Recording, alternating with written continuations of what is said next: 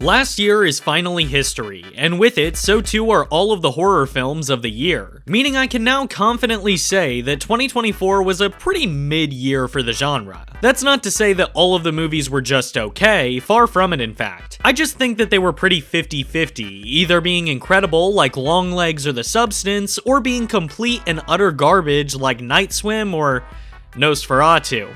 Yeah, I said it. But regardless, 2025 is looking to be a completely different year for horror. With a healthy mix of legacy sequels, new IPs, and talented directors tackling classic tales, 2025 is shaping up to potentially be the best year for horror cinema in a long time. And because of that, I've been inspired to try out a new kind of video and count down my top 5 most anticipated films of the year while going into depth about everything we know regarding their productions. So, once you're done typing your essays in the comments about that Nosferatu sneak, make sure you stick around, because there may be some films on this list that you haven't heard of yet. And without further ado, let's get into it. With how publicly critical I've been of both Jenna Ortega and A24 recently, this pick may come as a bit of a surprise to you. But Death of a Unicorn is a film that I'm excited to take a chance on. I love weird, campy, and downright silly horror movies like this, so this bizarre concept is right up my alley. The film follows Father Elliot and his daughter Ridley, played by Paul Rudd and Jenna Ortega respectively, as they go on a trip to meet with a super rich pharmaceutical CEO, who I assume to be Elliot's boss. But on their way to the CEO's huge house, Elliot accidentally hits a strange creature with his car. They take the corpse to the CEO's place, where they discover it to be the body of a unicorn. Naturally, they try to capitalize on their rare find and realize that the unicorn's body can be harvested to cure all medical conditions, including cancer. Everything seems to be looking up for the group until they're tracked down by another unicorn. Turns out the cute one that they hit was just a baby, and its mom is pissed. That's right, this is an A24 slasher movie where the villain is an angry mama unicorn. If that doesn't sound incredible to you, I don't know what will. On top of that, there are some big names tied to the project, including John Carpenter as a composer. Again, another person I've been quite critical of in some ways, but there's no denying his ability to score a film. Halloween's theme is my favorite song in all of horror cinema. On top of that, some other actors involved include Will Poulter, who is not only hilarious, but has some serious acting chops as well. Richard E. Grant, who has an impressive backlog, and T. Leone, who I've honestly never heard of before, but she was in a couple of the Jurassic Park movies, so I'm sure some of y'all are fans. I will say though, there's a reason that this one is only number 5. The trailer released a few weeks ago, and while it looks like a lot of goofy fun, it also seems to have sort of that overplayed Marvel-esque sense of humor. Maybe I'm only saying this because of Rudd's inclusion on the project, but I really don't want a concept this fun to be diminished by the characters reverting to Ant-Man and Wednesday while spouting dialogue like, she's right behind me, isn't she? The thing is, we really don't know much about the style of comedy that will be present here, given that it's the debut of writer and director Alex Sharfman, who has previously only had experience as a producer. Again, I want to make it clear that this isn't me dogging on a movie that hasn't even been released yet. I just have some concerns that make me too apprehensive to place this any higher on the list. I sincerely hope that it reaches its full potential and look forward to seeing it in theaters when it releases sometime this year. There's still no set release date as of now. So I am a huge fan of the Universal monsters, and I've been this way ever since I was a kid. I have a distinct memory of when I was like 7, my family went to do one of those goofy JCPenney photo shoots, and beforehand, I tried my absolute best to fix my hair like Dracula from those movies, which is just a long-winded way of saying that director Lee Wainell's want to revive these classic creature features for a modern audience is awesome to me. For those who don't know, he also did The Invisible Man back in 2020, so coming out with a Wolfman film now is just really exciting. And to be entirely honest, it's his involvement that makes me so confident in the movie's quality. Between his recent body of work and the Saw franchise, it's pretty clear to see that Wainell is a talented guy. On top of that, the concept just sounds so chilling. The plot is a little bit of a diversion from the typical Wolfman story. In this, a father named Blake, played by Christopher Abbott, takes his wife and daughter to his recently inherited childhood home in rural Oregon as a way to take a break from the big city. On their way, however, they get attacked by an unidentifiable creature, leaving Blake with this huge gash on his arm, presumably from a scratch or bite or something. The family quickly takes shelter inside the home while Blake slowly begins to transform.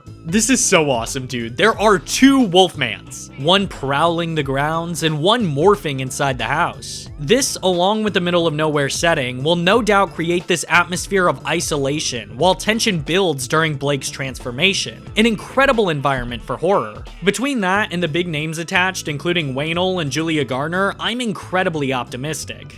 Well, cautiously optimistic. Similarly to Death of a Unicorn, this also has a few elements that raise some red flags for me. Firstly, it's a Blumhouse production, and while that doesn't necessarily mean that it'll be bad, they had a terrible track record last year. And due to recent production decisions, my opinion of them has severely dwindled since 2023. It's also worth mentioning that there's a stigma around horror films that release in January. For whatever reason, they have a reputation of being pretty awful, particularly the ones from Blumhouse, but again, release date doesn't really indicate quality. And look, I wouldn't place it on this list at all if I wasn't confident, but I'm also not afraid to admit that I could be wrong. Thankfully, we don't actually have to wait much longer to figure out if I'm right or wrong here, as this one releases on January 17th.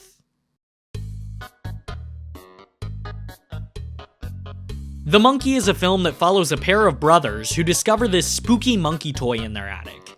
And then, a bunch of people die, I guess. Admittedly, this is a film that I know very little about, in part because there isn't much information out there, but mostly because I don't want to spoil myself on what I think could be the best movie of the year. Full stop. Not just the best horror film, the best. Now, you may be wondering why I'd say something like that with so little information, and that has everything to do with the team behind the production. This is based on a short story by legendary author Stephen King, and while I don't personally care for his books, I can say that film adaptations of his work are some of my favorites of all time. On top of that, it's being produced by James Wan, writer of Saw and director of Insidious. It stars the talented Elijah Wood and Tatiana Maslany, but most importantly of all, it's written and directed by Osgood Perkins. Since I've scrapped my 2024 recap video, I guess now's as good a time as ever to reveal that Perkins' last film, Longlegs, was my favorite of the whole year. It was a whole other type of horror experience that I'd never felt before. I could genuinely go on and on for hours about how much of a masterpiece it is, but that's another video. The point is that this is an all-star team. I could not be more excited. The trailer looks awesome too. I'll be sure to link it in the description along with the rest of these films for anyone who wants to learn more. Also, just as a note, going forward I won't have any gripes to add in at the end. These top 3 are nothing but pure, unfiltered hype from me. And I'm especially excited because the film drops next month on February 21st.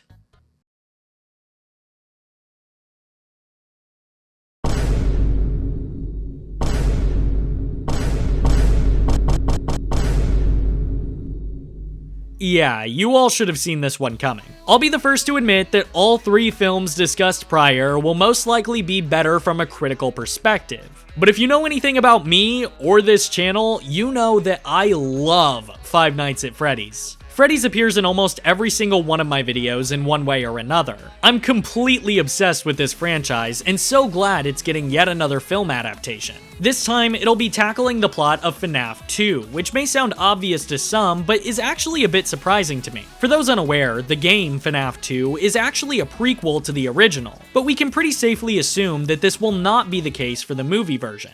So, the storyline will most likely be derived from the characters that are introduced in the sequel, like the toy and withered animatronics, rather than being an accurate retelling of that game's story. Of course, this is all just speculation, however. As per usual with anything related to FNAF, details are being kept very under wraps. And say what you will about the first one, but it's hard to downplay how much love went into it, specifically from the Jim Henson Company. They did these perfect one-to-one creations of the characters from the game that are still so cool to watch. It's actually unbelievable how good they look. And they're returning for this movie as well. We've already had bits and pieces of the new animatronics shown off to us, and I dare say they look even better than the originals. Beyond that, I think Josh Hutcherson was great in the first one, and I really look forward to his return. I don't really look forward to the whistle meme coming back, but I'll take what I can get. The movie doesn't release until December, so there's still very little to talk about, but their marketing team has been doing a great job to get fans excited, even releasing 4 excerpts from various screenplays, one of which is the actual screenplay, but not telling us which one. They're really giving us a lot to speculate on, which is a great way to advertise a Five Nights at Freddy's project. This might make me sound like a nerd, but Frankenstein or the Modern Prometheus by Mary Shelley is my favorite book of all time next to The Great Gatsby. For years, I've been wanting just one accurate Frankenstein film to come to theaters. In fact, I wanted it so badly that I tried writing my own a couple years ago. If any producers are watching, hit me up. And don't get me wrong, I like Hollywood's Frankenstein, but no adaptation can hold a candle to the original story from 1818. Enter 3-time Oscar-winning director Guillermo del Toro. Just from listening to him speak on this upcoming adaptation, it's clear to me that he has the exact same love and passion for that original story that I do. And that excites me beyond belief. This is another December release, so we still don't know much beyond the cast and this first look. But what a first look it is. This gothic steampunk architecture is exactly how I pictured everything in my mind while reading. Victor standing thoughtfully while this tall, grotesque corpse, which isn't green, I really appreciate that, lays eerily behind him. The monster is being played by Jacob Elordi, which will definitely get a certain demographic of people to come see it. I'll be honest, I think Elordi is great. But I also think he needs to fire his agent because this dude's filmography so far is way beneath his talents. I'm excited to see him in such a thoughtful, honest role where he won't just be playing your average pretty boy. If it isn't clear, I have complete confidence in Elordi and believe him to be a great, albeit unorthodox, pick for the role.